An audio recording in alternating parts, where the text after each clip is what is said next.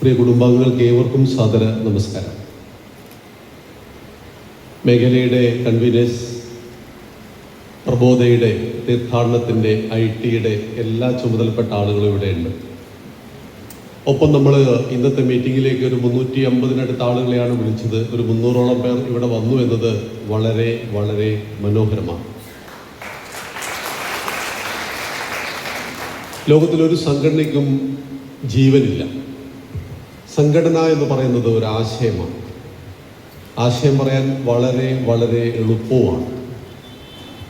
2019 July 1-നാണ് പുതിയ ആശയങ്ങളൊന്നും ഞാൻ പറഞ്ഞിട്ടില്ല. പഴയ ആശയങ്ങൾ, ഭഗവത്ഗീതയും രാമായണവുമായിട്ട് ചിരപുരാതനവും നിത്യനൂതനവുമായ ഈ ഗ്രന്ഥങ്ങളെല്ലാം നമ്മുടെ കൺമുന്നിൽ ഉണ്ടായിരുന്നു. അത് നമ്മുടേതായ ഭാഷയിൽ, ശൈലിയിൽ പറഞ്ഞു. അങ്ങനെയാണ് വാട്സപ്പിലൂടെ ഈ പറയുന്ന കുടുംബാംഗങ്ങളെ മുഴുവൻ എനിക്ക്, അല്ലെങ്കിൽ നമ്മുടെ പാഠശാലയ്ക്ക് ലഭിച്ചത്. എപ്പോഴും പറഞ്ഞു പറഞ്ഞ് നിങ്ങൾ കേട്ട് ബോറടിച്ച ഒന്നുണ്ട്. അതാണ് മാലയെക്കുറിച്ചുള്ള ഉദാഹരണം. മാലയുണ്ടാകുന്നത് മുത്തുകൾ കൊണ്ടാണ്. മുത്തുകൾ വെവ്വേറെ നിൽക്കുമ്പോൾ മുത്തുകൾക്ക് വലിയ സൗന്ദര്യമില്ല. മുത്തുകൾ ചേർത്ത് കോർത്ത് നിർത്തുമ്പോഴാണ് അത് മാലയാകുന്നത്. മാല ആകണമെങ്കിൽ മുത്തുകൾക്കിടയിലൂടെ അദൃശ്യമായ ഒരു ചരട് കടന്നു പോകണം. ചരട് ദൃഷ്ടിഗോചരമല്ല. എന്നാൽ ചരടിൻ്റെ ബലത്തെ ആശ്രയിച്ചിട്ടാണ് മാലയുടെ നിലനിൽപ്പ്. ചരടങ്ങാൻ പൊട്ടിപ്പോയാലോ മുത്തുമണികൾ ചിതറിത്തെറിച്ചു പോകും, കണ്ടെത്താൻ പോലും പ്രയാസമാകും. പിന്നീട് നമ്മളെല്ലാം ഓരോ മുത്തുകളാണ്. ഈ കേരളത്തിലെ 14 ജില്ലകളിൽ വ്യത്യസ്ത ജീവിത രീതികളിൽ, വ്യത്യസ്ത തൊഴിൽ ചെയ്തുകൊണ്ട്, വ്യത്യസ്ത കുടുംബ സംസ്കാരങ്ങളിൽ നമ്മളെല്ലാം ഒന്നിക്കുമ്പോഴും നമ്മളെല്ലാം ചേർത്ത് കോർത്തു നിന്നൊരു വികാരമാണ് ഞാൻ ഒരു ഹിന്ദുവാണ് എന്ന ബോധം. ആ ഹിന്ദു എന്ന ബോധത്തെയാണ് സനാതന ധർമ്മ പാഠശാല എന്ന ചരട് കോർത്തിണക്കിയത് കൊണ്ടാണ് നിങ്ങളെല്ലാവരും എറണാകുളത്ത് ഈ മാമംഗലം SNDP യൂണിയൻ ഹാളിൽ ഇന്ന് രാവിലെ ആയിട്ട് 11 മണിക്ക് മുമ്പായിട്ട് എത്തിയത്. എല്ലാവരും ഭക്ഷണം കഴിച്ചിട്ടുണ്ടാവും എന്ന് വിശ്വസിക്കുന്നു. ഓക്കെയാണോ? വിശക്കുന്ന വയറിനോട് എന്ത് പറയരുത്? വേദാന്തം. ഞാനിപ്പോൾ വേദാന്തമൊന്നും പറയുന്നില്ല കേട്ടോ, ഒന്നും പറയരുതെന്നാണ്. എന്നാൽ നമുക്കൊരു ഗ്യാപ്പ് ഉണ്ടാവും 1 മണിക്കൂറിനുള്ളിൽ. അതിനുശേഷം നിങ്ങൾക്ക് ഇവിടെ ചായയും ഒക്കെ ഉണ്ട്. അതിൻ്റെ കൂടെ രാവിലത്തെ ഇഡ്ഡലി ഒത്തിരി ബാക്കിയുണ്ട്, എല്ലാവരും കഴിക്കണം. നമുക്ക് ചോറ് അല്പം വൈകി കഴിക്കാം, ഉച്ചഭക്ഷണം കുറച്ച് 2-2:30 മണിക്ക് കഴിക്കാം. കാരണം അല്പം വൈകി നമ്മൾ, കാരണം മലപ്പുറം ജില്ലയിൽ നിന്നൊക്കെ വന്ന ആളുകൾ ബ്ലോക്കിൽ കുടുങ്ങി, അതുകൊണ്ടാണ്. എന്തായാലും വളരെ വളരെ സന്തോഷം. 2019 മുതൽ നമ്മൾ ഒന്നിച്ചുണ്ട്. കഴിഞ്ഞ 25 വർഷമായിട്ട് RSSൻ്റെയും ഹിന്ദു ഐക്യവേദിയുടെയും ചുമതലയിൽ ഞാൻ പ്രവർത്തിക്കുന്നുണ്ട്. ഒപ്പം സനാതന ധർമ്മത്തിൻ്റെ ആശയങ്ങളെ വാട്സപ്പിലൂടെ നിങ്ങളോട് പറയുക എന്ന ലക്ഷ്യത്തിലാണ് 2019 ജൂലൈ 1-ാം തീയതി നമ്മുടെ പാഠശാല ആരംഭിച്ചത്. വാട്സപ്പ് എല്ലാവർക്കും ഉണ്ട്. ആശയങ്ങൾ നമ്മുടെ എല്ലാവരുടെയും കയ്യിലുണ്ട്. ഇത് മൈക്കിലൂടെ പറഞ്ഞാൽ ഇവിടെയുള്ള സദസ്സ് മാത്രമല്ല കേൾക്കുക. ഇന്നത്തെ കാലഘട്ടം ഞാൻ ഭാരതയാത്ര പോയിരുന്നു 2023 ഫെബ്രുവരി 1 ടു ഏപ്രിൽ 15 വരെ, 75 ദിവസം. ആ യാത്ര പോകുന്നതിൻ്റെ 2 ദിവസം മുമ്പ് ഒരു ഭഗവത്ഗീതയെക്കുറിച്ചുള്ളൊരു പ്രഭാഷണം കോട്ടയത്ത് വെച്ച് നടത്താനിടയായി. സദസ്സിലുണ്ടായത് കേവലം 50-ൽ താഴെ ആളുകളായിരുന്നു. രാവിലെ തന്നെ ആയതുകൊണ്ട് ആളുകളില്ല.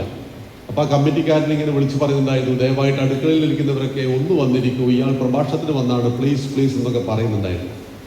പക്ഷെ ഹിന്ദുക്കൾ ബഹുഭൂരിപക്ഷ ആളുകളെന്ന് അടുക്കളയിലായിരുന്നു. പ്രഭാഷണം കേൾക്കാൻ 50 പേരായിരുന്നെങ്കിലും പിന്നീട് ആ പ്രഭാഷണം 13 ലക്ഷം പേര് സോഷ്യൽ മീഡിയയിലൂടെ കേട്ടു. ഇപ്പോഴും അത് കറങ്ങിക്കൊണ്ടിരിക്കുന്നുണ്ട്. അതാണ് സോഷ്യൽ മീഡിയയുടെ അനന്ത സാധ്യത. 50 പേരോട് പറഞ്ഞാൽ 50 ലക്ഷം ആളുകളിലേക്ക് ഈ ആശയത്തെ എത്തിക്കുവാൻ കഴിയുന്ന രീതിയിലേക്ക് സോഷ്യൽ മീഡിയ മാറിയിട്ടുണ്ട്. അതുകൊണ്ട് അതിനെ പോസിറ്റീവായിട്ട് ഉപയോഗിക്കുക എന്ന ലക്ഷ്യത്തിലാണ് കഴിഞ്ഞ 6 വർഷക്കാലത്തിലധികമായിട്ട് പാഠശാല പ്രവർത്തിക്കുന്നത്. 6 വർഷം കൊണ്ട് നമ്മൾ എന്ത് ചെയ്തു എന്നതിൻ്റെ ചില ബാനറുകളൊക്കെ ഇവിടെ വെച്ചിട്ടുണ്ട്. സമയം കിട്ടുമ്പോൾ എല്ലാവരും നോക്കണം കേട്ടോ. ഈ വിഷൻ 2026 എന്താണെന്ന് ഈ വൈകിയ വേളയിൽ നിങ്ങളോട് പറയുവാൻ വേണ്ടിയിട്ടാണ് നമ്മൾ ഒന്നിച്ചിരിക്കുന്നത്. സനാതന ധർമ്മ പാഠശാല 2019 ജൂലൈ 1-ന് ആരംഭിച്ചു. 2020 ഈ നിൽക്കുന്ന മുത്തുകളെല്ലാം പാഠശാലയിലൂടെ നമുക്ക് ലഭിച്ചു. 2020 കാലഘട്ടമായപ്പോഴാണ് പാഠശാലയിലേക്ക് വ്യത്യസ്തമായ ആയാമങ്ങൾ വരാൻ തുടങ്ങി. അതിലൊന്നാണ് പ്രബോധ കൗൺസിലിംഗ് ടീം. അതിൽ ആദ്യ കൗൺസിലിംഗ് ബാച്ച് നയിച്ചത് ശ്രീനാഥ് ജി ആയിരുന്നു. രണ്ടാമത് മുതൽ ഇങ്ങോട്ട് നമുക്ക് അനൂപ് സാറിനെ കിട്ടി. വൈക്കം സ്വദേശിയായ അനൂപ് ജി കഴിഞ്ഞ 5 വർഷമായിട്ട് പ്രബോധയുടെ 5 ബാച്ചുകളെ നയിച്ചുകൊണ്ട് നമുക്കൊപ്പം ഉണ്ട്. ആടിയും പാടിയും ചിരിച്ചും സന്തോഷിപ്പിച്ചും അദ്ദേഹം കഴിഞ്ഞ 5 വർഷമായിട്ട് നമുക്കൊപ്പമുണ്ട്. എൻ്റെ സഹപ്രവർത്തകരെ നിങ്ങൾക്ക് സമഗ്രമായി പരിചയപ്പെടുത്തുന്നതിലൂടെ മാത്രമേ സംഘടന പൂർണ്ണമാവുള്ളൂ. തൊട്ടടുത്തിരിക്കുന്ന പ്രദീപ് ജിയാണ്. അദ്ദേഹം ഈ ഒരു മേഖല, കൊച്ചിൻ മേഖല എന്ന് പറഞ്ഞാൽ ആലപ്പുഴ, കോട്ടയം, ഇടുക്കി, എറണാകുളം, വളരെ ശക്തമായ കമ്മിറ്റി ഇപ്പോൾ നിലവിലുള്ളത് എറണാകുളത്ത്. എല്ലാ ജില്ലകളും ഈ കൊച്ചിൻ മേഖല എല്ലാം വളരെ സജീവമാണ്. ഇടുക്കിയിലെ 2 താലൂക്ക് ഒഴികെ ബാക്കി എല്ലായിടത്തും നമുക്ക് നല്ല സമിതികളും നല്ല പ്രവർത്തനമുണ്ട്. അപ്പോൾ കൊച്ചിൻ മേഖലയെ നിയന്ത്രിക്കുന്നത് 2 പേരാണ്. ഒന്ന് പ്രദീപ് ജിയും ഒന്ന് ഇടുക്കി സ്വദേശിയായ സുനിൽ ജിയും. പ്രദീപ് ജി കഴിഞ്ഞ തെരഞ്ഞെടുപ്പിൽ മത്സരിച്ചു. അദ്ദേഹം ഭാഗ്യവശാൽ 9 വോട്ടിന് വിജയിച്ചു. ബിജെപിയുടെ സ്ഥാനാർത്ഥി. ഒരുപാട് അഭിനന്ദനങ്ങൾ നൽകിയതാണ്. എങ്കിൽ കൂടിയും ഈ ഒരു അവസരത്തിൽ നമ്മുടെ സംസ്ഥാന സമ്മേളനത്തിൽ അദ്ദേഹത്തെ ഹൃദയപൂർവ്വം നമ്മൾ അഭിനന്ദിക്കുകയാണ്. ഒരു മാതൃകാ വാർഡ് മെമ്പർ എങ്ങനെ ആയിരിക്കണമെന്ന് കഴിഞ്ഞ 5 വർഷം കൊണ്ട് കാണിക്കാം. ഇല്ലെങ്കിൽ അടുത്ത തെരഞ്ഞെടുപ്പിൽ തോറ്റുപോകാൻ സാധ്യതയുണ്ട്. യഥതാ ജനനിശ്രേഷ്ഠ തത്വദേവേ തലോജനാസയ പ്രമാണം കുരുതേ ലോകസ്ഥതനു വർത്തതേ എന്ന് ഗീതയിൽ ഭഗവാൻ പറയും. ശ്രേഷ്ഠനായ വ്യക്തി എന്ത് ചെയ്യുന്നുവോ അതിനെ ലോകം ഫോളോ ചെയ്യും. സുനിൽജി ഇടുക്കി സ്വദേശിയാണ്. മൂവാറ്റുപുഴ തൊടുപുഴ സ്വദേശിയാണ്. അദ്ദേഹം റിട്ടയർഡ് SI ആണ്. കേരള പോലീസിൽ വലിയ സേവനങ്ങൾ അന്വേഷിച്ച് ഒരുപാട് അവാർഡൊക്കെ മേടിച്ച ഒരു നല്ല ഉദ്യോഗസ്ഥനാണ് അദ്ദേഹം. 2 പേരാണ് ഈ കൊച്ചിൻ മേഖലയെ മനോഹരമായിട്ട് മുന്നോട്ട് കൊണ്ടുപോകുന്നത്. തുടർന്ന് മണിച്ചേട്ടനും ഹരിച്ചേട്ടൻ. തിരുവിതാംകൂർ മേഖല എന്ന് പറയുന്നത് പത്തനംതിട്ട, കൊല്ലം, തിരുവനന്തപുരം, ഈ 3 താലൂക്ക് 3 ജില്ലകളും വളരെ മനോഹരമായിട്ട് മുന്നോട്ട് പോകുന്നു. പ്രവർത്തനം വളരെ അഗ്രസീവായിട്ട് മുന്നോട്ട് പോകുന്ന 3 ജില്ലകളാണ്. ആ ജില്ലയുടെ എല്ലാ പ്രതിനിധികളും ഇവിടെ വന്നിട്ടുണ്ട്. ഈ 2 പ്രവർത്തകന്മാർ സജീവമായിട്ട് ഗൾഫിലാണ് ഭൂരിഭാഗം സമയത്ത് ഉണ്ടായിരുന്നത് മണിച്ചേട്ടൻ. പക്ഷേ ഇന്ന് നാട്ടിലുണ്ട്. ഈ കാലഘട്ടത്തിൽ ഇപ്പോൾ ഇനി നാട്ടിൽ നമുക്കൊപ്പമുണ്ട്. ഹരിച്ചേട്ടൻ വ്യത്യസ്ത മേഖലയിൽ ജോലി ചെയ്ത് സർക്കാർ സർവീസിലൊക്കെ ജോലി ചെയ്ത് ഇപ്പോൾ അദ്ദേഹം വിവിധ ക്ഷേത്ര പ്രസ്ഥാനങ്ങളിൽ പ്രവർത്തിക്കുകയാണ്. ഒപ്പം സനാതനം പാഠശാലയുടെ കരുത്തുറ്റ പ്രവർത്തനമാണ്. ആ 2 മേഖല കഴിഞ്ഞാൽ നമുക്കുള്ളത് വള്ളുവനാട് മേഖലയാണ്. പാലക്കാട്, തൃശ്ശൂർ, മലപ്പുറം ജില്ല. ഈ 3 ജില്ലകളാണ് വള്ളുവനാട്. നേരത്തെ സ്വാഗതം പറഞ്ഞ ഗിരീഷിയും ഇന്ന് നമ്മുടെ നൈമിഷാരണ്യത്തിൽ അദ്ദേഹത്തിന് യാത്ര മുമ്പേ നിശ്ചയിച്ചു പോയതുകൊണ്ട് ശ്രീകുമാർജി ഉണ്ടായിരുന്നു. ഈ 2 പേര് വളരെ മനോഹരമായിട്ട്, പ്രത്യേകിച്ച് മലപ്പുറം ജില്ലയിൽ നിന്ന് ഒരു 10-40 പേര് ഇന്നത്തെ സമ്മേളനത്തിൽ ഇവിടെ വന്നിട്ടുണ്ട്. അവിടെ 30% ഹിന്ദുക്കളുള്ളൂ. ഒരുപാട് ദുരന്തങ്ങളും 921 നേരിട്ട ഒരു ജില്ലയാണ്. ഇന്നും ഹിന്ദുവിന് വളരെ ന്യൂനപക്ഷമായ ഒരു ജില്ലയാണ്. പക്ഷേ ഏറ്റവും ശക്തമായ പ്രവർത്തനം പാഠശാലയ്ക്ക് 7 താലൂക്കിലും സമിതികളുള്ള ഒരു ജില്ല കൂടിയാണ് നമ്മുടെ മലപ്പുറം ജില്ല. പല ജില്ലകളിലും സമ്പൂർണ്ണ താലൂക്ക്, എറണാകുളത്തെ സമ്പൂർണ്ണ താലൂക്ക് സമിതികളുണ്ട്, കൊല്ലത്തൊക്കെ സമ്പൂർണ്ണ താലൂക്ക് സമിതിയുണ്ട്. പക്ഷേ മലപ്പുറത്തിന് ചില പ്രത്യേകതകളുണ്ട്. നമ്മൾ ഒരുപാട് ന്യൂനപക്ഷമാണ് മലപ്പുറത്ത്. ആ വള്ളുവനാട് മേഖലയെ ഗിരീഷിയും ശ്രീകുമാർജിയും വളരെ ഭംഗിയായിട്ട് മുന്നോട്ട് കൊണ്ടുപോകുന്നു. അടുത്തത് മലബാർ മേഖലയാണ്. കോഴിക്കോട് എൻ്റെ മാതൃജില്ലയാണ്. വയനാട്, കണ്ണൂർ, കാസർഗോഡ്. കാസർഗോഡ് ജില്ലയിൽ ഈ വർഷം നമുക്കൊരു ടീമിനെ കിട്ടിയിട്ടില്ലെങ്കിലും ആ ടീമിൻ്റെ പ്രത്യേക പ്രവർത്തനങ്ങൾ അടുത്ത മാസം നമ്മളവിടെ പ്രത്യേകം വിളിച്ചിട്ടുണ്ട്. കാസർഗോഡും കേരളത്തിൻ്റെ ഭാഗമായതുകൊണ്ട് നമുക്ക് വിട്ടുകളയാൻ പറ്റില്ല, എല്ലാവരും വേണം. ആ കണ്ണൂർ ജില്ലയിൽ നിന്ന് നല്ല പ്രതിനിധികൾ വന്നിട്ടുണ്ട്. കോഴിക്കോടിൻ്റെ ചില ആളുകൾ വന്നുകൊണ്ടിരിക്കുന്നു, കുറച്ച് ആളുകൾ വന്നിട്ടുണ്ട്. അതുപോലെ വയനാട് ജില്ല നമുക്ക് ദൂരെയാണ് എങ്കിലും അവിടെ നിന്നും രാവിലെ തന്നെ വളരെ ഏർലി മോർണിംഗ് അവിടുത്തെ പ്രതിനിധികൾ എല്ലാവരും ഇവിടെ എത്തിയിട്ടുണ്ട്. ഒരു മിനി കേരളമാണ് എൻ്റെ മുന്നിൽ ഒന്നിച്ചിരിക്കുന്നത്. ആ മലബാർ മേഖലയ്ക്ക് 2 കൺവീനേഴ്സ് ഉണ്ട്.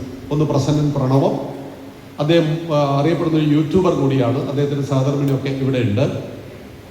അതുപോലെ ഇന്ന് നമ്മുടെ വിദ്യാഗോപാല മന്ത്രാർച്ചന വളരെ പ്രഗത്ഭമായി ചെയ്യുന്ന ആളാണ് നമ്മുടെ പ്രബോധയുടെ കോർഡിനേറ്റർ ആയിട്ടുള്ള സുരേഷ് വയനാട്. സുരേഷ് അദ്ദേഹത്തിന് വരാൻ കഴിഞ്ഞില്ല. അതിനൊപ്പം നമ്മുടെ പാഠശാലയുടെ സംസ്ഥാന ഖജാൻജിയും കഴിഞ്ഞ 20 വർഷമായിട്ട് എൻ്റെ സ്വന്തം സഹചാര്യമായ സുരേഷ് നാദാപുരം. ഞങ്ങൾ അയോധ്യ യാത്ര കഴിഞ്ഞ് വന്നത് കഴിഞ്ഞ ദിവസമായിരുന്നു. നല്ല പനി, വരാൻ ഒരു നിർവാഹമില്ലാത്തതുകൊണ്ട് അദ്ദേഹം വന്നില്ല. ഇവിടെയുണ്ട്. അദ്ദേഹത്തിൻ്റെ അസാന്നിധ്യത്തിൽ അദ്ദേഹത്തെ പരിചയപ്പെടുത്തിയാണ്. പിന്നെ നമ്മുടെ അനിൽജി യാദൃച്ഛികമായിട്ട് ഒരു തീർത്ഥയാത്രയിൽ വെച്ചിട്ട് എനിക്ക് കിട്ടിയതാണ്, പാഠശാലയ്ക്ക് കിട്ടിയതാണ്. അനിൽജി അനിൽ സാറിൻ്റെ ഫ്രണ്ടാണ്. അവരൊന്നിച്ച് ഒരുപാട് കാലത്തെ സൗഹൃദ ബന്ധമുണ്ട്. അപ്പം ഞങ്ങൾ ഒരു യാത്ര പോയ സമയത്ത് അനിൽജിയും സഹധർമ്മിണിയും കൂടെ ഉണ്ടായിരുന്നു. മക്കൾ കുടുംബമായിട്ട് വന്നു. ആ സമയത്താണ് അനിൽജി ആദ്യമായിട്ട് കാണുന്നതും പരിചയപ്പെടുന്നത്. നോക്കൂ, നമ്മുടെ ബന്ധങ്ങളുടെ ആഴമളക്കുന്നത് കാലഘട്ടമല്ല. ഒരു വ്യക്തിയെ കാണുമ്പോൾ ഇദ്ദേഹത്തെ കൊണ്ട് നമ്മുടെ സമാജത്തിന് എന്ത് പരിവർത്തനം ചെയ്യുവാൻ കഴിയുമെന്ന് നമ്മൾ നിരന്തരം ചിന്തിക്കണം. അമന്ത്രമക്ഷരം നാസ്തി, നാസ്തി മൂലമനൌഷധം അയോഗ്യ പുരുഷോ നാസ്തി യോജകസ്തത്ര ദുർലഭ. എല്ലാവരും പഠിച്ചു വെക്കേണ്ട സുഭാഷിതമാണ്. അമന്ത്രമക്ഷരം നാസ്തി, മന്ത്രശക്തിയില്ലാത്ത അക്ഷരങ്ങളില്ല. ഔഷധ ഗുണമില്ലാത്ത സസ്യങ്ങളില്ല. യോഗ്യതയില്ലാത്ത മനുഷ്യരുമില്ല. പക്ഷെ ഈ യോഗ്യതയെ കണ്ടെത്തി കോർത്ത് ചേർത്ത് യോജിപ്പിക്കുന്ന യോജകസ്തത്ര ദുർലഭ. സംയോജകന്മാരാണ് കുറവായിട്ടുള്ളത്. നമ്മളെല്ലാം നല്ല സംയോജകന്മാരായി. നമുക്കെല്ലാ കഴിവിൻ്റെയും ആവശ്യമില്ല. പാര്യബഠീയം എന്ന് പറയുന്ന ഒരു പ്രസ്ഥാനത്തിന് നമുക്ക് ശാസ്ത്രമേഖലയിൽ ഒത്തിരി ശാസ്ത്രകാരന്മാരുണ്ട്. നമ്മളൊന്നും ശാസ്ത്രകാരനല്ല. ശാസ്ത്രകാരന്മാരെ നമ്മുടെ കുട്ടികളെ കണക്ട് ചെയ്യാം. അപ്പോൾ അനിൽജി നായർ, അദ്ദേഹം നമ്മുടെ സജീവമായ പ്രവർത്തനമുണ്ട്. ഇതുപോലെ IT മേഖലയിൽ വലിയ മുന്നേറ്റം നമ്മുടെ പാഠശാല യൂട്യൂബിലും ഇൻസ്റ്റാഗ്രാമിലും ഫേസ്ബുക്കിലും എല്ലാം ഉണ്ടാക്കുക. അതിന് കാരണക്കാരൻ ഒരു IT എഞ്ചിനീയർ ആയിട്ടുള്ള നമ്മുടെ അമലാണ്. അമല് എനിക്ക് തോന്നുന്നത് കഴിഞ്ഞ 1 വർഷം മുമ്പ് എൻ്റെ വീട്ടിൽ വന്നു. അമൽ പറഞ്ഞു, എനിക്ക് എന്തെങ്കിലും ഒന്ന് ഈ സനാതന ധർമ്മ പാഠശാലയ്ക്ക് വേണ്ടി ചെയ്യാം. അപ്പം നിങ്ങൾക്ക് എന്ത് ചെയ്യാൻ പറ്റും, ഇതൊക്കെ ചെയ്തോളൂ എന്ന് പറഞ്ഞു. അദ്ദേഹം സജീവമായിട്ട് ഈ IT മേഖലയിൽ വളരെ സജീവമായിട്ട് പ്രവർത്തിച്ചുകൊണ്ടിരിക്കുക. മോഹൻജി എറണാകുളം ജില്ലയുടെ നല്ല ഒരു അധ്യക്ഷനാണ്. ഈ വർഷം മുതൽ ചുമതല മാറിയിട്ടുണ്ട്. അദ്ദേഹം സേവന മേഖലയിൽ അറിയപ്പെടുന്ന ആളാണ്. ഏത് പുഴുത്തുപോയ മനുഷ്യരെയും ഒരറപ്പും കൂടാതെ അദ്ദേഹം സ്നേഹത്തോടുകൂടി ചേർത്ത് വെച്ച് കഴുകിത്തുടച്ച് വൃത്തിയാക്കുന്ന നരസേവ നാരായണ സേവ എന്ന മന്ത്രത്തെ അന്വർത്ഥമാക്കിയ ആളാണ് എൻ്റെ പ്രിയപ്പെട്ട സഹപ്രവർത്തകൻ ശ്രീ കൃഷ്ണമാഷ. ഒന്നുവരും മാഷ്. കൃഷ്ണമാഷ അറിയപ്പെടുന്ന മോട്ടിവേഷൻ ക്ലാസ് എടുക്കുന്ന ആളാണ്. അദ്ദേഹം പിറകിൽ നിന്നൊരു നോക്കണ്ട, തൽക്കാലം മൈക്ക് പറയാനിരുന്നതാണ്. സിവിൽ സർവീസ് കോച്ചിങ് നടന്ന ആളാണ്. ഒരു റിട്ടയർഡ് ഹെഡ് മാഷാണ്. റിട്ടയർഡായി പ്രായമൊക്കെ ഉണ്ട് കേട്ടോ, കണ്ടാൽ തോന്നില്ല എന്ന് മാത്രം. അദ്ദേഹം ഇനി മുതൽ നമ്മുടെ വൈഭവത്തിൻ്റെ ചുമതല ഏറ്റെടുക്കാമെന്ന് പറഞ്ഞിട്ടുണ്ട്. വിദ്യാഭ്യാസ വിചക്ഷണന്മാരുടെ ഒരു 50 പേരടങ്ങുന്ന ടീമിനെ നമ്മൾ കേരളത്തിൽ ഉണ്ടാക്കുന്നത്. റിട്ടയർഡ് പ്രൊഫസേഴ്സ്, ഡോക്ടേഴ്സ്, അങ്ങനെയുള്ള വ്യത്യസ്ത മേഖലയിൽ നിന്ന് വന്നിരിക്കുന്ന ആളുകൾ. അവിടെ കഴിവുകളെല്ലാം നമ്മുടെ കുട്ടികളിലേക്ക്. ഇനി ഈ ഒരു വർഷം നമ്മുടെ പ്രധാന ടാർഗറ്റ് നമ്മുടെ മക്കളെ പിടിക്കുക എന്നുള്ളതാണ്. ഇവർ സ്ലിപ്പായി പോവുക, മീനിനെ പിടിച്ചതുപോലെയാണ് സ്ലിപ്പായി കൊണ്ടിരിക്കുക. മക്കളെ പിടിക്കണമെങ്കിൽ നന്നായിട്ട് മെനക്കണം. രാമായണ മഹാഭാരതം മാത്രം കൊണ്ട് നമ്മുടെ പിള്ളേരെ പിടിക്കാൻ കഴിയില്ല. അതുകൊണ്ട് അവിടെ കെമിസ്ട്രിയും ഫിസിക്സും ബയോളജിയും മാത്തമെറ്റിക്സ് പ്ലസ് സയൻസ്, അതിൻ്റെ കൂടെ പുട്ടിൽ തേങ്ങ എന്നതുപോലെ രാമായണം ഇട്ട് കൊടുക്കണം. ഇല്ലെങ്കിൽ എന്ത് ചെയ്യും? ഇവരെ കിട്ടില്ല. ട്യൂഷൻ പറഞ്ഞിട്ട് കാര്യമില്ല. മത്സര പരീക്ഷയുടെ കാലഘട്ടം. കാലത്തിനൊപ്പം സഞ്ചരിക്കുവാനും കാലത്തിനൊപ്പം പാഠ്യപദ്ധതി പരിഷ്കരിക്കുവാനും കഴിയാത്ത എല്ലാ സംഘടനയും പരാജയപ്പെട്ടു പോകും. പാരമ്പര്യങ്ങളെല്ലാം മഹത്തരമാണ്. പക്ഷെ പാരമ്പര്യത്തെ മാത്രം മുറുകെ പിടിച്ചു കഴിഞ്ഞാൽ ഈ കാലഘട്ടത്തിൽ നിങ്ങൾ ജീവിക്കാൻ കഴിയില്ല. ഈ കാലഘട്ടത്തിൽ എന്താണോ വേണ്ടത് അതുകൂടി കൊടുക്കുവാൻ കഴിയണം. അതുകൊണ്ട് വൈഭവത്തെ സമഗ്രമായിട്ട് നമ്മൾ ഈ വർഷം പൊളിച്ചെഴുതുകയാണ്. ആ പൊളിച്ചെഴുത്തിൻ്റെ ഇൻചാർജാണ് കൃഷ്ണമാഷ കൊടുത്തിരിക്കുന്നത്. അതിലെന്തെങ്കിലും നല്ലത് സംഭവിച്ചാൽ അദ്ദേഹത്തിൻ്റെ ഉത്തരവാദിത്തമായിരിക്കും, മോശം സംഭവിച്ചാലും അദ്ദേഹത്തിൻ്റെ ഉത്തരവാദിത്തമായിരിക്കും. ഞാൻ ഈ കാര്യങ്ങളൊന്നും ഇടപെടാറില്ല. എല്ലാം ചെയ്യുന്നവൻ ഒരു കാര്യകർത്താവല്ല. അങ്ങനെയാണെങ്കിൽ നമ്മൾ ചെയ്ത് തളർന്നു പോകും. നമ്മുടെ അസാന്നിധ്യത്തിലും എല്ലാം നടക്കുമ്പോഴാണ് ഒരു സംഘടന വളരുന്നത്. അതുകൊണ്ട് 4 വർഷം കൂടി സജീവമായിട്ട് ഞാൻ ഈ സംഘടനയിലുണ്ടാവും. 10 വർഷം പൂർത്തിയായാൽ സംഘടന വ്യക്തിയില്ലാതെ പോകണം. സംഘടന ഒരിക്കലും വ്യക്തിയാധിഷ്ഠിതമല്ല. അതുകൊണ്ടാണ് രാജേഷ് നാദാപുരം എന്ന വ്യക്തി ഇതിന് നിമിത്തമായി. എല്ലാ സംഘടനയും തുടങ്ങുവാൻ ഒരു വ്യക്തികൾ നിമിത്തമാണ്. രാഷ്ട്രീയ സ്വയംസേവക എന്ന മഹാപ്രസ്ഥാനം തുടങ്ങുവാൻ ഡോക്ടർ കേശവ് ബലറാം ഹെഡ്ഗേവാർ നിമിത്തമായി. പക്ഷെ ഇന്ന് ഡോക്ടർ ജീവിച്ചിരിപ്പില്ല. ഒരാശയത്തെ മുന്നോട്ട് വെക്കുമ്പോൾ ഈ ആശയം പ്രസക്തമാണെന്ന് ലോകത്തിന് ബോധ്യപ്പെട്ടാൽ വ്യക്തിയാധിഷ്ഠിതമല്ല. നാളെ എനിക്ക് തെറ്റുകൾ പറ്റാം, മരിച്ചു പോകാം, ഇതൊക്കെ സംഭവിക്കാം. പക്ഷെ വ്യക്തിക്കതീതമായിട്ട് ആശയം നിലനിൽക്കുമ്പോഴാണ് ആ സംഘടന ആശയത്തിന്റെ അടിസ്ഥാനത്തിൽ ഒന്നിക്കുന്നത്. ഞാൻ പറഞ്ഞത് കമ്മ്യൂണിസമായിരുന്നുവെങ്കിൽ നിങ്ങൾ ആരും വരുമായിരുന്നോ പാഠശാലയിൽ? ആരും വരില്ല. മറ്റു ചില ആളുകളൊക്കെ വരുമായിരുന്നു. അതുകൊണ്ട് വലിയ കാര്യമില്ല. ഞാൻ സംസാരിച്ചത് ഗീതയെക്കുറിച്ചും രാമായണത്തെക്കുറിച്ചും ആയതുകൊണ്ടാണ് നിങ്ങളെല്ലാം വന്നത്. അപ്പം നിങ്ങൾ സ്നേഹിച്ചത് എന്നെയല്ല, സനാതന ധർമ്മത്തെയാണ്. സനാതന ധർമ്മത്തെ സ്നേഹിച്ചു എന്നൊരൊറ്റ കാരണം കൊണ്ടാണ് നമ്മൾ ഇന്ന് ഒരുപാട് തിരക്കുകൾ മാറ്റിവെച്ചുകൊണ്ട് ഈ ഒരു വേദിയിൽ ഒന്നിച്ചിരിക്കുന്നത്. അവിടെ നമുക്ക് വിഷൻ 2026 ഉണ്ട്.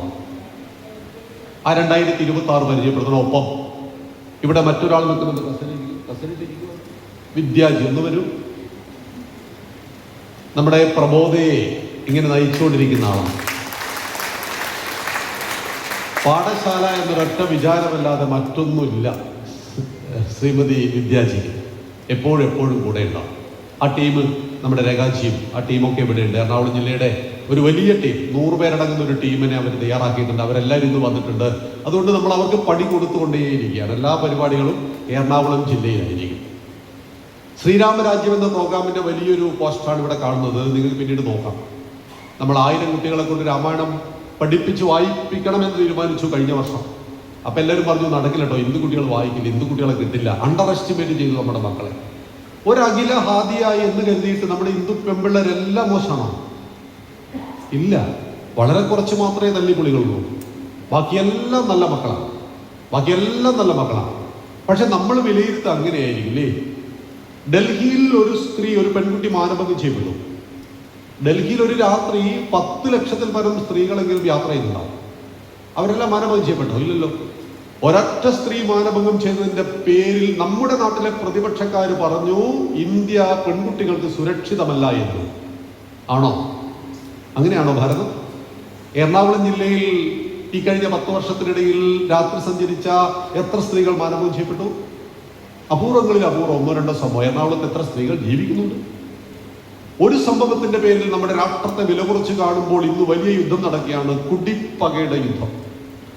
ജൂതനും മുസ്ലിമും തമ്മിലുള്ള ഈ കുടിപ്പകയുടെ 3000 കൊല്ലം പഴക്കമുള്ള കുടിപ്പകയുടെ യുദ്ധമാണ്. അതിപ്പോഴും തീരില്ല.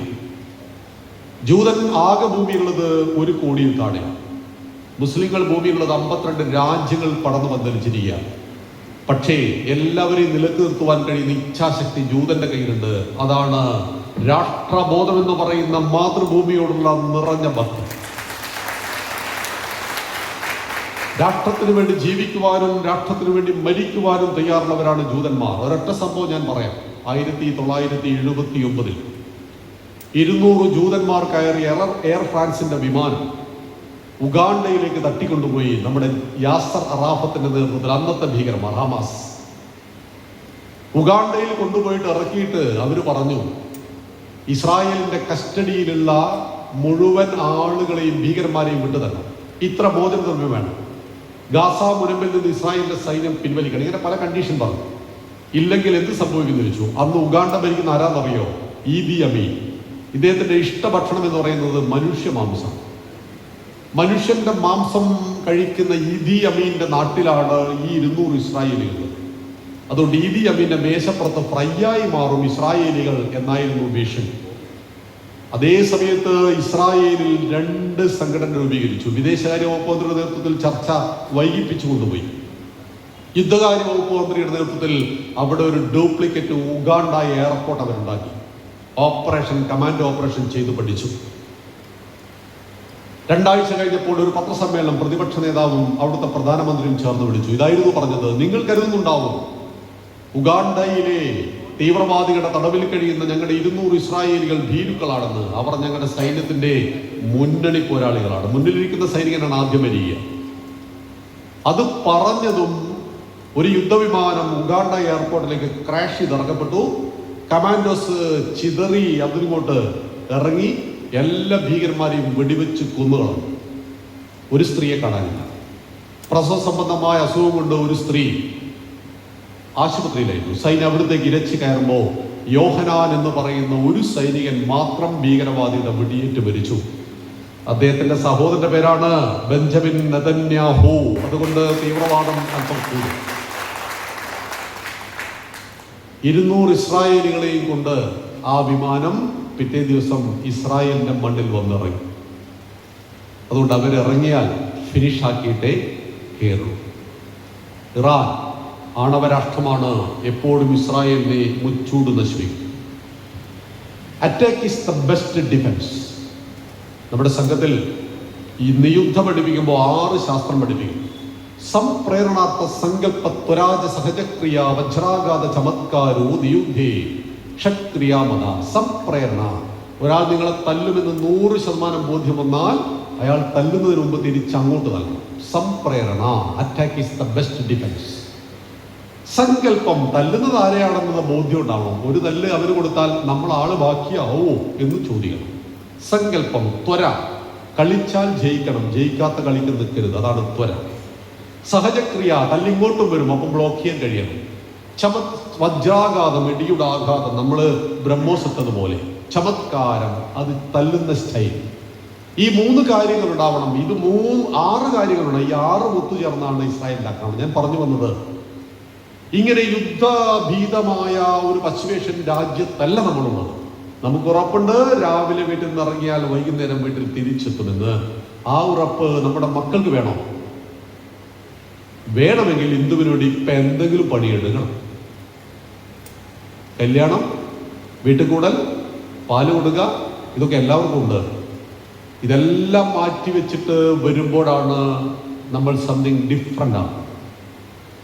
അല്ലാതെ എനിക്കൊരു പണിയുമില്ല ഇന്ന്, അതുകൊണ്ട് സംസ്ഥാന സമ്മേളനത്തിന് പോയേക്കാം എന്ന് പറയുമ്പോൾ നമ്മളിൽ ഒതുങ്ങിപ്പോയിരിക്കുന്നു. നോക്കൂ, ഒരു ബോംബ് വന്ന് ബുർജ് ഖലീഫയുടെ മുകളിൽ വീഴാതിരിക്കുവാൻ 120 നിലയുടെ കെട്ടിടം പൂർണ്ണമായിട്ട് ഇന്നലെ രാത്രി ഒഴിപ്പിച്ചു. അവർക്ക് എവിടെ പോയി? ഫ്ലാറ്റ്, വീട്, കൊട്ടാര സദൃശ്യമായ ആഡംബര വാഹനങ്ങളെല്ലാം നമുക്കുണ്ട്. എപ്പോൾ വരെ? തലയ്ക്ക് മുകളിൽ ഒരു ബോംബ് വന്ന് നിൽക്കുന്നത് വരെ. ഈ ബോംബ് നമ്മുടെ രാഷ്ട്രത്തിനെ കൊള്ള വരരുത്. അതിശക്തനായ ഒരു ഭരണാധികാരി നമുക്കുണ്ട്. ജീവിതമമ്പേ നിൻ പൂജയ്ക്കായി, മരണം ദേവി നിൻ മഹിമയ്ക്കായി എന്ന് പറഞ്ഞ് 18 മണിക്കൂർ പണിയെടുക്കുന്ന മോദിജി എന്ന ഭരണാധികാരി. അങ്ങനെ ഒരു ഭരണാധികാരിയുടെ കാലഘട്ടത്തിൽ ജീവിക്കാൻ കഴിഞ്ഞു എന്നത് പോലും നമുക്ക് അഭിമാനമാണ്, ആശ്വാസമാണ്. സമാധാനം. ഇതാണ് ഭാരതം. ലോകത്തിൽ ഏറ്റവും സുരക്ഷിതമായ മുസ്ലിങ്ങൾ ജീവിക്കുന്നത് ഇവിടെയാണ്. അത് ഈ സനാതന ധർമ്മത്തിന്റെ സവിശേഷതയാണ്. അതുകൊണ്ട് ഈ ധർമ്മത്തെ കരിന്തിരി കത്താതെ, ഒളിമ മങ്ങാതെ, തെളിമ മങ്ങാതെ അടുത്ത തലമുറയിലേക്ക് കൈമാറുവാൻ കാലമേൽപ്പിച്ച നിയോഗം നമ്മളിലാണ്. നമുക്ക് ഒന്നിച്ച് ചെയ്യേണ്ടത്. Yes or no? നമുക്കൊന്നിച്ച്. അതിന് കഴിഞ്ഞതൊക്കെ പോകട്ടെ. പരാജയപ്പെട്ടു പോയ ഇന്നലകളെ കുറിച്ച് ഓർത്ത് ദുഃഖിക്കരുത്. കാരണം നമ്മൾ പ്രതീക്ഷിച്ചത് 4 വാട്സപ്പ് ഗ്രൂപ്പ് തുടങ്ങി 1000 പേരെ ഭഗവത്ഗീത പഠിപ്പിക്കാൻ വേണ്ടി തുടങ്ങിയ ഗ്രൂപ്പാണ്. ഇന്ന് 6000 വാട്സപ്പ് ഗ്രൂപ്പുകളും 8 ലക്ഷം പഠിതാക്കളും നമുക്ക് സ്വന്തമായിട്ടുണ്ട്. ഈ വരുന്ന കാര്യകർത്താക്കൾ, താലൂക്ക് ഉപരി കാര്യകർത്താക്കളുണ്ട്, നമുക്ക് പഞ്ചായത്ത് ഉപരി കാര്യകർത്താക്കളുണ്ട്, പ്രബോധ ടീമങ്ങളെല്ലാം ചേർന്ന് 1000-1500 പേരടങ്ങുന്ന ആളുകളുണ്ട്. രാമായണം ടീച്ചേഴ്സ് നമ്മളിവിടെ വിളിച്ചില്ല. നമ്മുടെ ഹാളിന്റെ പരിമിതി കൊണ്ടാണ്. 350 ടീച്ചേഴ്സ് അവർക്ക് വേണ്ടി പ്രത്യേക സമ്മേളനം വരുന്നു. പ്രബോധയുടെ മുഴുവൻ ടീമിനെയും വിളിച്ചിട്ടില്ല. പ്രബോധയ്ക്ക് നമുക്ക് 400 പേരുണ്ട്. അവർക്ക് ഏപ്രിൽ 18, 19 2 ദിവസത്തെ ക്യാമ്പ് വരുന്നുണ്ട് മുഴുവൻ പ്രബോധ ടീം അംഗങ്ങൾക്കും. നമ്മുടെ സമ്മേളനം മൊത്തം വിളിക്കുകയാണെങ്കിൽ ഒരു 1000 പേര് വരും. അത്രയും ആളുകളെ ഉൾക്കൊള്ളാൻ കഴിയുന്ന ഒരു പെട്ടെന്നുള്ളൊരു അറേഞ്ച്മെന്റ് ഇല്ലാത്തതുകൊണ്ടാണ് നമ്മൾ താലൂക്ക് വലിയ ആളുകളെ മാത്രം ഇന്നിവിടെ വിളിച്ചിരിക്കുന്നത്. അതുകൊണ്ട് ഇവിടെ വന്നിരിക്കുന്ന എല്ലാവരും തിരിച്ചു പോകുമ്പോൾ വിഷൻ 2026 ഹൃദയത്തിൽ ഉറപ്പിച്ചു പോകണം. ഓക്കെ, അത് മാത്രം പറഞ്ഞ് ഞാൻ എൻ്റെ വാക്കുകൾ സുമിയാൻ. നമ്പർ 1, 1,00,000 ആളുകളെ രാമായണം പഠിപ്പിക്കണം. പറ്റൂല്ലയോ? കേരളത്തിലെ ഹിന്ദുക്കൾ 1,75,00,000 ഉണ്ട്. അതിൽ 1,00,000 ആൾ എന്ന് പറയുമ്പോൾ 1% വരില്ല കേട്ടോ. നമുക്ക് പഠിപ്പിക്കാം. ഇപ്പൊ 15,000 ആളുകളെ പഠിപ്പിക്കുന്നുണ്ട്. 25,000 വിദ്യാർത്ഥികൾ, 25,000 യുവജനങ്ങൾ, 50,000 പ്രൗഢജനങ്ങൾ, 350 ടീച്ചേഴ്സ് റെഡിയാണ്. രാമായണത്തിന്റെ അടുത്ത ബാച്ച് നമ്മൾ മാർച്ച് ഫസ്റ്റ് വീക്ക് തുടങ്ങും. അപ്പോൾ ഈ വന്നിരിക്കുന്ന മുഴുവൻ ആളുകളും നിങ്ങളുടെ ബന്ധുമിത്രാദികളെ, നാട്ടുകാരെ, നിങ്ങൾക്ക് പരിചയമുള്ള ആളുകൾക്ക് ഈ ലിങ്ക് കൊടുത്ത് അതിൽ ജോയിൻ ചെയ്യിച്ച് രാമായണം പഠിപ്പിക്കുവാൻ 50 പേർക്ക് ഒരു ടീച്ചർ വെച്ചുണ്ടാകും. അവര് പഠിപ്പിച്ചുകൊള്ളും. ആ ഗ്രൂപ്പിലേക്ക് ആളുകളെ ചേർക്കുക എന്ന് പറയുന്ന ചെറിയൊരു പണി മാത്രമേ ഇതിന്റെ ഭാഗമായിട്ട് നിങ്ങൾ ചെയ്യണം. ചെറിയ പണിയല്ലേ ഉള്ളത്. ഒരു ലിങ്ക് മറ്റൊരാൾക്ക് ഷെയർ ചെയ്യാൻ എത്ര സമയം വേണം? ചെറിയ പണിയാണ്. അപ്പണി നമ്മൾ എടുത്താൽ രാമായണം ശ്രീരാമരാജ്യം 2300 പേർ പങ്കെടുത്ത പരിപാടി പാലാരിവട്ടത്ത് തൊട്ടടുത്ത് അല്ലേ, അടുത്ത ഹാളിൽ വെച്ച് നമ്മൾ നടത്തി. ഗംഭീരം. നമ്മൾ പ്രതീക്ഷിച്ചത് 1500 പേരെയാണ്. 2000 പറഞ്ഞെങ്കിലും 1500 പേര്. ആളുകൾ വന്നു 2000 കഴിഞ്ഞു. 2300 ആയപ്പോൾ നമ്മൾ അവിടുന്ന് ഭക്ഷണമൊക്കെ ആ സമയത്ത് മാറ്റി മറ്റൊരു വീട്ടിലേക്കായതുകൊണ്ട് ഭാഗ്യം. എറണാകുളം ജില്ല നന്നായിട്ട് പണിയെടുത്തു. 100 പേരടങ്ങുന്ന ടീം നന്നായിട്ട് പണിയെടുത്തു. ആ സമയത്താണ് നമ്മൾ പ്രാർത്ഥിച്ചു, ഭഗവാനെ ആളിന് വരരുതേ. അങ്ങനെ പ്രാർത്ഥിച്ചു പോയി പരിപാടി. 2300 പേർ പങ്കെടുത്ത അതിഗംഭീരമായ പ്രോഗ്രാം. ആ പ്രോഗ്രാം നമ്മൾ നടത്തിയപ്പോഴാണ് ആശകൾക്ക് പഞ്ഞമില്ലല്ലോ അല്ലേ. 1000 ആശകൾ, സ്വപ്നം കാണാൻ ഉറങ്ങിയാൽ മാത്രം മതി. ലക്ഷ്യം നിങ്ങളുടെ ഉറക്കത്തെ കെടുതികളെയും APJ അബ്ദുൽ കലാമിന്റെ വാക്കാണ്. സ്വപ്നം കാണാൻ ചുമ്മാ ഉറങ്ങിയാൽ മതി, ലക്ഷ്യം നിങ്ങളുടെ ഉറക്കത്തെ കെടുതികളെയും. അതുകൊണ്ട് എൻ്റെ കയ്യിൽ ഉറക്കം നഷ്ടപ്പെട്ടു പോയിട്ട് കുറേ ദിവസങ്ങളായി. വലിയ ലക്ഷ്യങ്ങളുണ്ട്. ആ വലിയ ലക്ഷ്യങ്ങളിലേക്ക് നടന്നെടുക്കണമെങ്കിൽ നമ്മൾ ഉറക്കം അല്പം കുറക്കണം. സ്വപ്നം കണ്ടതുകൊണ്ട് കാര്യമില്ല, ആർക്കും പറ്റും. എന്നാൽ ഈ വർഷം നമുക്കൊരു ലക്ഷ്യമുണ്ട്. 14 ജില്ലകളിലും ശ്രീരാമരാജ്യം 2026. ഓരോ ജില്ലയിലും 2000 ആളുകൾ പങ്കെടുക്കണം. Yes or no? നടക്കുമോ? ഒരു ജില്ലയിൽ 2000 ഹിന്ദുക്കൾ ഉണ്ടാവില്ലേ? ഉണ്ടാവും. നമുക്ക് 1000 വിദ്യാർത്ഥികളും 1000 മുതിർന്നവരും പങ്കെടുക്കുന്ന 14 ജില്ലാ പ്രോഗ്രാം ശ്രീരാമരാജ്യം 2026 നടത്തണം. ഇതാണ് നമ്മുടെ ഒന്നാമത്തെ ലക്ഷ്യം. രാമായണം സാർവത്രികമാക്കുക. പറഞ്ഞ വാക്ക് പാലിക്കാൻ വേണ്ടി ഹൃദയം പൊട്ടി മരിച്ചുപോയ രാജാവിന്റെ ചരിത്രമാണ് രാമായണം. അച്ഛന്റെ വാക്ക് പാലിക്കാൻ 14 കൊല്ലം കാട്ടിൽ പോയ മകന്റെ ചരിത്രമാണ് രാമായണം. അർഹമില്ലാത്ത സിംഹാസനം കൈവെള്ളയിൽ വന്നിട്ടും 14 കൊല്ലക്കാലം പാതുവങ്ങളുടെ സിംഹാസനത്തിൽ വെച്ച് രാജ്യം ഭരിച്ച ഭരതന്റെ ചരിത്രമാണ് രാമായണം എന്നറിയണം. ആ രാമായണം നമ്മുടെ ജനഹൃദയങ്ങളിൽ എത്തിക്കുക എന്നുള്ളതാണ് ഒന്നാമത്തെ പ്രോഗ്രാം. രണ്ടാമത്തേത് മാട്രിമോണി. നമ്മൾ ഇന്ന് ഔദ്യോഗികമായിട്ട് ആരംഭിക്കുകയാണ്. മാട്രിമോണിയൽ വിഭാഗത്തിൽ നിന്ന് വന്നവരൊന്ന് കൈവങ്ങോ? Matrimonial coordinators? ഓക്കെ, സാധിക്കും. ധാരാളം പേരുണ്ട്. അതിന് സ്റ്റേറ്റ് കോർഡിനേറ്ററാണ് പ്രസന്നൻജി. ഇനി മുതൽ കല്യാണപ്പണി ഹിന്ദുക്കളെ സഹായിക്കും. ബ്രോക്കറൊന്നുമല്ല കേട്ടോ. മാട്രിമോണിയൽ വെബ്സൈറ്റിലൂടെ നമ്മൾ പ്രവർത്തനങ്ങൾ നടത്തുകയാണ്. അതിൻ്റെ ഡീറ്റെയിൽസ് നമുക്ക് ഗ്രൂപ്പിലൂടെയും മറ്റും ചർച്ച ചെയ്യാം. വെബ്സൈറ്റാണ്, ഗൂഗിൾ ഫോം എല്ലാവർക്കും തരും. അത് നിങ്ങൾക്ക് വിതരണം ചെയ്യുവാൻ കഴിയും. ഇനി അടുത്തതാണ് നമ്മുടെ വൈഭവം. അതിൻ്റെ ഇൻചാർജ് നമ്മൾ നിശ്ചയിച്ചിട്ടുണ്ട്. വൈഭവത്തിന്റെ പ്രവർത്തനം വിദ്യാർത്ഥികൾക്കിടയിൽ സങ്കൽപ് IAS-ഉമായി ചേർന്നുകൊണ്ട് ഈ വർഷം നമ്മുടെ പ്രവർത്തനം നമ്മൾ സജീവമാക്കുന്നു. മെയ് മാസം എല്ലാ ജില്ലകളിലും ക്യാമ്പയിൻ നടക്കുകയാണ്. എല്ലാ ജില്ലയിലും ക്യാമ്പയിൻ നടക്കും. വിദ്യാർത്ഥി ശിബിരങ്ങൾ 2024 നടത്തിയതുപോലെ എല്ലാ സ്ഥലങ്ങളിലും നമുക്ക് വർദ്ധിച്ച വിദ്യാർത്ഥികളുടെ പങ്കാളിത്തം ഉറപ്പിക്കണം നമുക്ക് മെയ് മാസം. അതാണ് വൈഭവം. പ്രബോധ കൗൺസിലിംഗ് ടീം പറഞ്ഞു. 15,000-ൽ പരം കൗൺസിലിംഗ് നമ്മൾ നടത്തിയിട്ടുണ്ട്. അതിൻ്റെ 6 ബാച്ചുകളുടെയും സംഗമം ഏപ്രിൽ മാസം 18, 19 തീയതികളായിട്ട് ചാലക്കുടിയാണ് ഇപ്പോൾ ഉദ്ദേശിക്കുന്നത്. അവിടെ നടക്കുന്നുണ്ട്. അതോടുകൂടി വൈഭവം ആക്റ്റീവാകും. 5-ാമത്തേതാണ് സ്വദേശി പ്രസ്ഥാനം. സ്വദേശി പ്രസ്ഥാനത്തിൻ്റെ സംസ്ഥാന കോർഡിനേറ്ററെ നമ്മൾ ഇന്ന് ഔദ്യോഗികമായിട്ട് പ്രഖ്യാപിക്കുന്നുണ്ട്. അദ്ദേഹം ഇവിടെയുണ്ട്, രാജേന്ദ്രൻജി ഇവിടെയുണ്ട്. കുറച്ച് കഴിഞ്ഞിട്ട് അവരെല്ലാം നമ്മൾ സ്റ്റേജിലേക്ക് വിളിക്കും.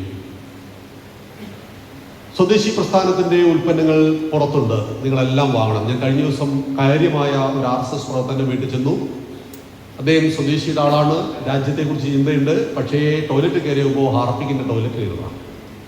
കോൾഗേറ്റിൻ്റെ സോപ്പ്, കോൾഗേറ്റിൻ്റെ പേസ്റ്റ്, ലൈഫോയ് സോപ്പ്, പാരച്ചൂട്ട്, ആശീർവാദിൻ്റെ ആട്ട, ഇതൊക്കെയാണ് വീട്ടിലുള്ളത്. ഭാരത് മാതാ കി ജയ്, അമേരിക്കയുടെ പേസ്റ്റ്. നടക്കുമോ രണ്ടും?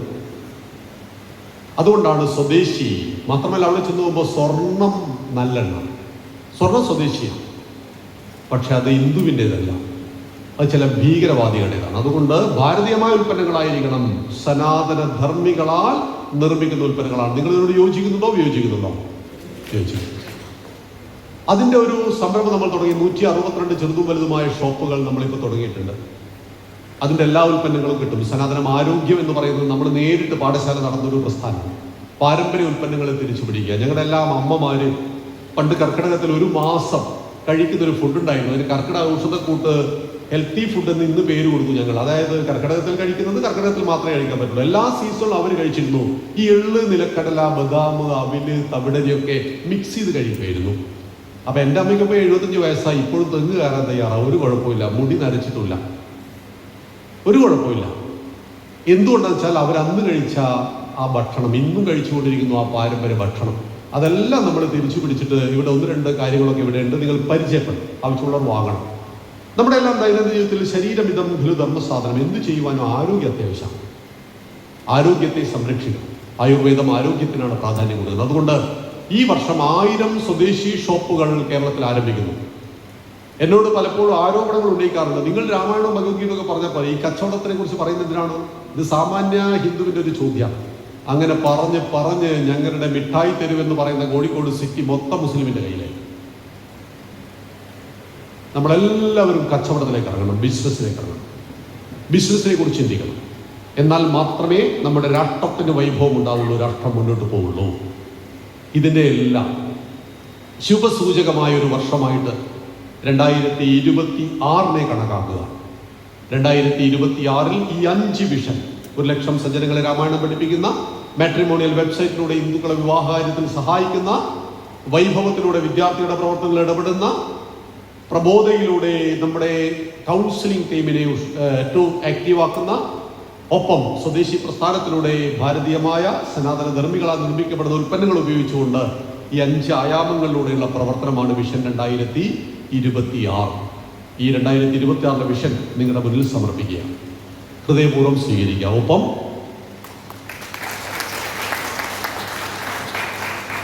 ചെറിയ സമയത്തെ ആശംസാ ഭാഷണത്തിന് ശേഷം നമുക്ക് ചായയ്ക്ക് വേണ്ടി നമ്മൾ പിരിയും. അതിനുശേഷം നമ്മുടെ ജില്ലാ റിപ്പോർട്ട് അവതരണമാണ്. വളരെ വേഗം റിപ്പോർട്ട് അവതരിപ്പിക്കണം. ജില്ലാ സെക്രട്ടറിമാർ മുന്നിൽ വന്നിരുന്ന് അവതരിപ്പിക്കണം. അതിനുശേഷം ജില്ലാ സമിതിയെ പ്രഖ്യാപിക്കുകയാണ്. ഈ വർഷം മുതൽ ഇനി മേഖലാ സമിതികളില്ല, സംസ്ഥാന സമിതിയാണ്.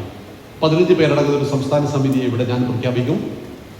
ജില്ലാ സമിതികളെ നമ്മുടെ മേഖലാ കൺവീനേഴ്സ്, പഴയ മേഖലാ കൺവീനേഴ്സ് പ്രഖ്യാപിക്കും. താലൂക്ക് സമിതികളെ ഓൾറെഡി ഇവിടുന്ന് പ്രഖ്യാപിച്ചിട്ടുണ്ട്, ജില്ലാ സമിതികൾ പ്രഖ്യാപിച്ചിട്ടുണ്ട്. ഇനി താലൂക്ക് സമ്മേളനം അടുത്ത വർഷം ഉണ്ടാവും. ഈ വർഷം അവസാന വാരം ഉണ്ടാകുമ്പോൾ ഒരു 6 മാസം കൊണ്ട് നിങ്ങൾക്ക് എത്ര പഞ്ചായത്തിൽ സമിതി ഉണ്ടാക്കാൻ പറ്റുമെന്ന് നിങ്ങൾ തെളിയിച്ച് കാണിക്കണം. ഒരു താലൂക്ക് എന്ന് പറഞ്ഞാൽ ശരാശരി 15 പഞ്ചായത്താണ്. ആ 15 പഞ്ചായത്തോ മുനിസിപ്പാലിറ്റിയോ ഒന്നിരിക്കട്ടെ, അവിടെ എല്ലാം സമിതികൾ ഉണ്ടാക്കി നമുക്ക് ഇനി അടുത്ത വർഷം നമ്മൾ എല്ലാ താലൂക്കിലും സമ്മേളനങ്ങൾ നടത്തും. ഏറ്റവും ചുരുക്കിയത് 100 സംഖ്യയെങ്കിലും ഒരു താലൂക്കിൽ പങ്കെടുപ്പിക്കുവാൻ പരിശ്രമിക്കുക. എല്ലാവർക്കും എല്ലാവിധ നന്മകളും നേരുന്നു. ഒപ്പം ഇന്ന് പങ്കെടുത്ത എൻ്റെ പ്രിയപ്പെട്ട കുടുംബാംഗങ്ങൾ, നിങ്ങളെല്ലാം നമ്മുടെ കുടുംബത്തിൻ്റെ ഭാഗമാണ് കേട്ടോ. നമ്മുടെ ഒരു കുടുംബമാണ്. അതുകൊണ്ട് ഒരുപാട് ഔപചാരികതയുടെ ആവശ്യമൊന്നുമില്ല. അനാവശ്യമായ ആദരവും ബഹുമാനവും ഞാൻ ഇഷ്ടപ്പെടുന്നില്ല, ആഗ്രഹിക്കുന്നില്ല. മറിച്ച് നിറഞ്ഞ സ്നേഹം. നമ്മൾ തമ്മിലുള്ള സ്നേഹത്തിനൊരു പ്രത്യേകതയുണ്ട്. അൺകണ്ടീഷണൽ ലവാണ്, ഒരു കണ്ടീഷനുമില്ല. ചിലപ്പോൾ വീട്ടിൽ നമുക്ക് പല കണ്ടീഷൻ ഉണ്ടാവും. മക്കൾ വലുതായിട്ട് എന്നെ നോക്കണം, അതുകൊണ്ടാണ് ഇപ്പോൾ അവരെ നോക്കുന്നത്. ഇങ്ങനെ പല കണ്ടീഷനും ഉണ്ടാവും. എനിക്ക് നിങ്ങളോട് ഒരു കണ്ടീഷനുമില്ല. നിങ്ങൾക്ക് എന്നോടും, ഞാനെന്ന് വെച്ചാൽ നമ്മുടെ സംഘടനയോട് ഒരു കണ്ടീഷൻ ഉണ്ടോ? കണ്ടീഷൻ ഉണ്ടോ? ഒരു കണ്ടീഷൻ. അതുകൊണ്ട് ചെറിയ ചെറിയ കാര്യങ്ങളൊന്നും ആരും പണങ്ങരുത്. ലോകത്തിൽ ഏറ്റവും കൂടുതൽ ബുദ്ധിമുട്ടുള്ള കാര്യം മനുഷ്യനെ കൈകാര്യം ചെയ്യലാണ്. ഏറ്റവും സുന്ദരമായ കാര്യവും മനുഷ്യനെ കൈകാര്യം ചെയ്യലാണ്. ഒരു പട്ടിക്ക് നിങ്ങളൊരു ബിസ്ക്കറ്റ് കൊടുത്തു, നാളെയും കൊടുത്തു, മറ്റന്നാൾ മുതൽ ലൈഫ് ടൈം നിങ്ങളെ കാണുമ്പോൾ അത് വാലാട്ടും. പിന്നീട് ബിസ്ക്കറ്റ് കൊടുക്കണ്ട. ഒരു മനുഷ്യൻ നിങ്ങൾ 10 നല്ല കാര്യം ചെയ്തു, 11 തെറ്റിപ്പോയാലോ അന്ന് തീരും ആ ബന്ധം. അതുകൊണ്ട് മനുഷ്യനെ കൈകാര്യം ചെയ്യണമെങ്കിൽ no argument, no negative, only positive. ഇത് എല്ലാവരും അംഗീകരിച്ചിട്ട് വേണം ഇവിടുന്ന് പോകാൻ. നമ്മുടെ സംഘടനയുടെ വളർച്ചയ്ക്ക് വേണ്ടി 2 കാര്യങ്ങൾ എപ്പോഴും ചിന്തിക്കണം. നോ ആർഗ്യുമെന്റ്, ആരോടും വാദിക്കാൻ നിൽക്കരുത്. വാദിച്ച് ജയിച്ചിരുന്നുവെങ്കിൽ ഏഷ്യാനെറ്റൊക്കെ പണ്ടപ്പോൾ പൂട്ടിപ്പോണ്ട. മനസ്സിലായില്ലേ? നോ നെഗറ്റീവ്, നെഗറ്റീവുകൾ ലോകത്തോട് പറയാതിരിക്കുക. പോരായ്മകളൊക്കെ ഉണ്ടാവും. വ്യക്തി എന്ന രീതിയിൽ, കുടുംബം എന്ന രീതിയിലൊക്കെ പോരായ്മകളുണ്ട്. അത് പരമാവധി പറയാതിരിക്കുക. സത്യം ബ്രൂയാത് പ്രിയം ബ്രൂയാത്, അപ്രിയമായ സത്യങ്ങൾ മധുരമായി പറയുക. ചില ആൾ പറയും ഞാൻ എല്ലാ കാര്യങ്ങളും മുഖത്ത് നോക്കി പറയുന്ന ആളാണ്, എല്ലാ സത്യവും.